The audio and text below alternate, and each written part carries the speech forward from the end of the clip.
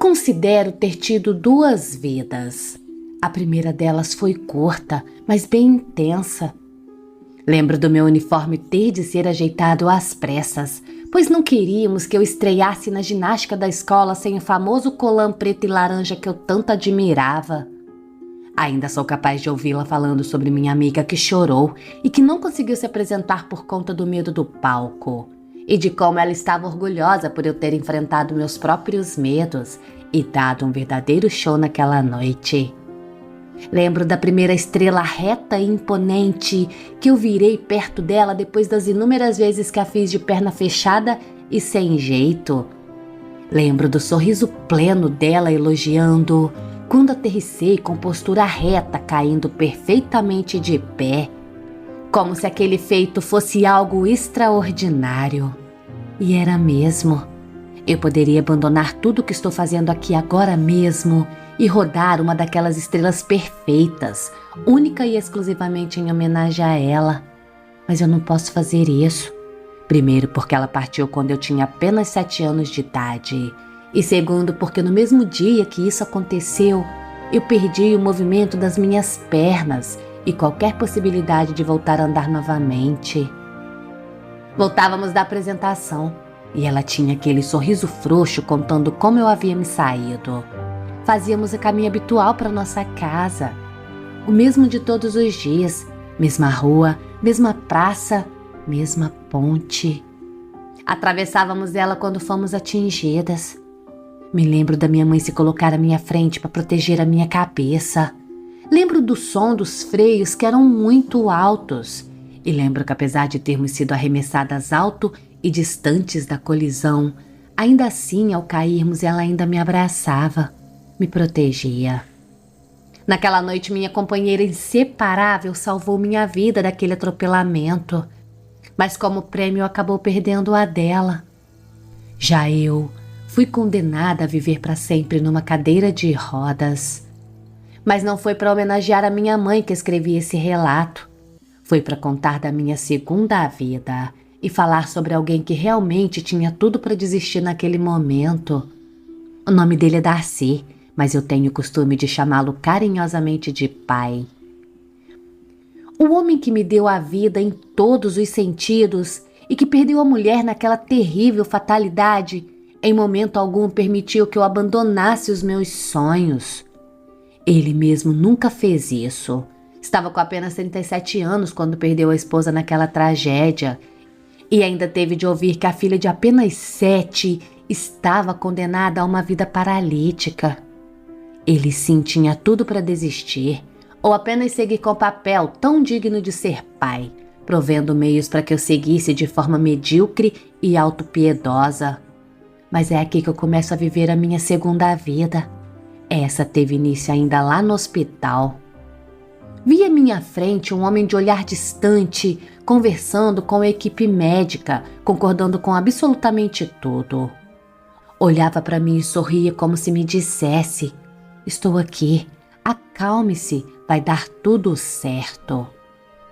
Eu já conhecia a força daquele homem, mas daquele dia seguinte eu conheceria a de um super-herói. Diante da perda da minha mãe e da notícia da minha incapacidade, meu pai adentrou meu quarto e se ajoelhou diante de mim. Pegou nas minhas mãos e me fez uma solene promessa. Decorei a frase e jamais hei de esquecê-la. Filha, eu prometo que vou amá-la e protegê-la por todos os dias de minha vida, até o último dia dela, independente de qualquer dificuldade que você enfrente. Eu estarei sempre lá por você. Nessa hora eu vi meu pai chorando pela primeira vez desde tudo. Aquela promessa dele foi um pilar de força não somente para mim, mas para ele também, diante de tudo que nós dois viveríamos. Vi meu pai desfazer-se dos planos que tinha para nossas férias anuais, para se dedicar totalmente em reformar a nossa casa. Construiu uma rampa no quintal e reformou todo o banheiro. Meu quarto precisou vir para o andar de baixo, para um que antes era a despensa da casa. Aos poucos, a minha dificuldade foi ficando mais fácil. Numa tarde, meu pai chegou em casa dizendo que havia se demitido. Isso aconteceu depois que eu acidentalmente sofri uma queda no banho com a cuidadora que ele havia contratado. A moça não teve culpas, coitada. Não era fácil segurar uma criança recém-descoberta paraplégica. O que eu queria fazer era saltar estrelas, queria correr, queria voar e não estar presa a uma cadeira de rodas. Mesmo inocente, a moça foi demitida pelo meu pai, que se viu na obrigação de se demitir também para se dedicar integralmente a mim. Ele, que era engenheiro, passou a fazer pequenos consertos em casa, eletrodomésticos, rádios, máquinas, construía algumas coisas também para garantir nosso sustento e as medicações que eu fazia uso. Mas os cuidados dele iam muito além da minha integridade física, Luísa. Meu pai encabeçou, quando eu completei 9 anos de idade, um grupo de apoio no bairro, que contava com mais 3 mães atípicas. Todas tinham filhos com alguma necessidade especial. Eles se juntaram a um grupo do bairro vizinho e logo se organizaram numa pequena ONG. O nome era Pequenos Gigantes. Juntos eles corriam escola para checar a acessibilidade e direito que tínhamos. Faziam palestras para pais em outras cidades, corriam atrás de incentivos para, por exemplo, pagar alguma cirurgia que uma criança precisasse ou tratamento que o governo não dava. Meu pai nunca ganhou 1 centavo sequer por absolutamente nada. Muitas vezes o vi tirar do próprio bolso para ajudar as mães a se locomoverem. Meu pai não permitia que fosse apenas eu que não desistisse. Ele fazia isso com cada uma daquelas mães. Dentro de casa, ele me ensinava a estudar, a ler muito e a importância de ter sempre um objetivo na vida. Desde os 12 anos eu determinei que queria ser professora, assim como minha mãe. A cadeira de rodas não poderia me limitar a levar aquilo que eu aprendesse a outras pessoas. A ONG me ajudou muito nisso também. Meu pai por perto era de fato meu porto seguro. Com ele eu sempre senti que jamais haveriam barreiras intransponíveis e que nós podemos superar todos os desafios nessa vida. Numa tarde eu encontrei meu pai chorando próximo ao nosso pequeno jardim. Eu nunca tinha visto isso desde a morte da minha mãe, então eu me preocupei muito.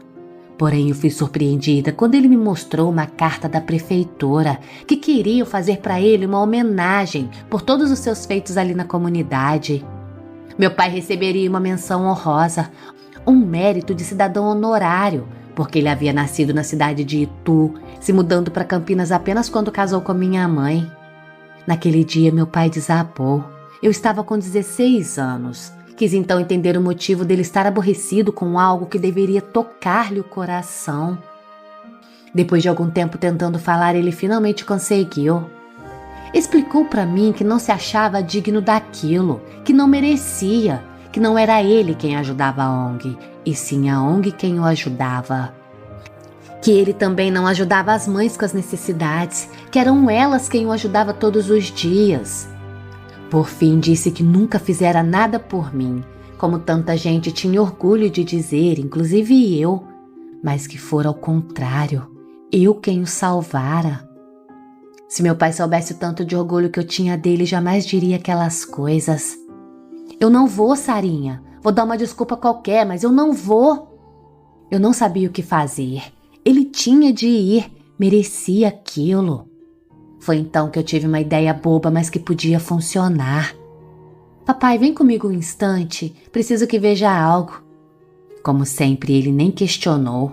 Apenas me seguiu portão afora, caminhando atrás de mim enquanto eu mesma me guiava para o parquinho do outro lado da rua. Ele atravessou e no alambrado do campinho eu disse para ele: "Tá vendo aquele brinquedo lá? Aquele atrás dos balanços." Mostrei então uma gangorra adaptada para cadeira de rodas. Nelas o adulto fica de um lado e a criança cadeirante do outro.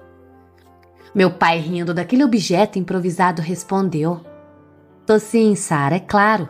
Aquilo tinha muitas lembranças, tanto para ele quanto para mim. "Foi o senhor quem fez, não foi, seu Darcy?" Meu pai então sacudiu a cabeça. "O senhor por acaso sabe quantos parquinhos como esse fizeram um igual?" Meu pai balançou a cabeça negativamente. 18, papai. 18 lugares como esse ofereceram a crianças como eu a oportunidade de embalar os seus sonhos de novo numa gangorra. Elas sentem o vento se balançando num brinquedo que não seja sua própria cadeira de rodas. Foi você quem construiu, se lembra?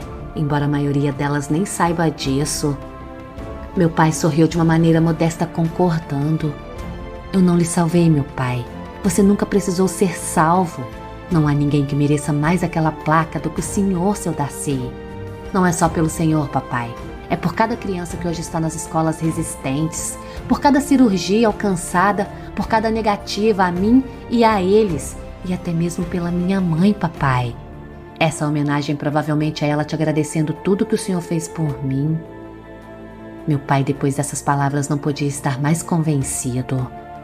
No dia da homenagem dele, até mesmo os diretores resistentes das escolas estavam lá para homenageá-lo. Ele era um cidadão realmente notável. Como comecei meu relato dizendo, eu considero ter tido 2 vidas. A segunda não foi nada fácil. As dúvidas, as inseguranças, a necessidade de me afirmar como mulher sem a presença de minha mãe, num mundo limitado como eu, exigia muito. Mas sozinha eu nunca posso dizer que estive. Meu pai sempre estivera comigo. Me ensinou a amar a mim mesma da forma como eu era, a valorizar as qualidades e a nunca desistir dos meus sonhos. Hoje eu sou uma mulher realizada, formada numa área que amo e com uma vida totalmente independente. Tudo isso só foi possível graças ao amor dele, à dedicação e à força de vontade do meu grande herói. Meu pai me mostrou que a felicidade está ao alcance de todos, ainda que diante de dificuldades. Atualmente ele está com 60 anos de idade. Tá com um projeto novo desde que terminei esse relato e dei para que ele lesse. Nesse instante mesmo tá lá fora na oficina serrando algo. Parece uma grande roda. Segundo ele, até semana que vem estará pronta. Se o meu fisioterapeuta aprovar, eu poderei finalmente rodar aquela estrela perfeita de pernas retas e queda em pé para homenagear a minha mãe que está no céu. Sei que de onde ela está, sente tanto orgulho dele quanto eu.